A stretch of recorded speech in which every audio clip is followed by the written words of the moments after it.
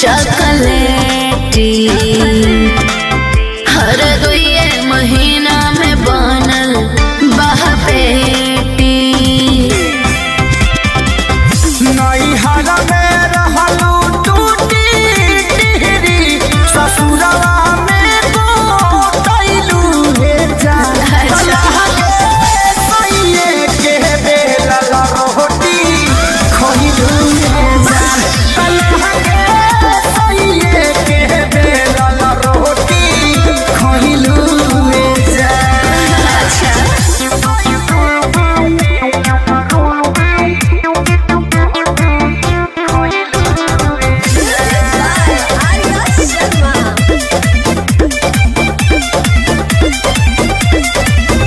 कहवन विटामिन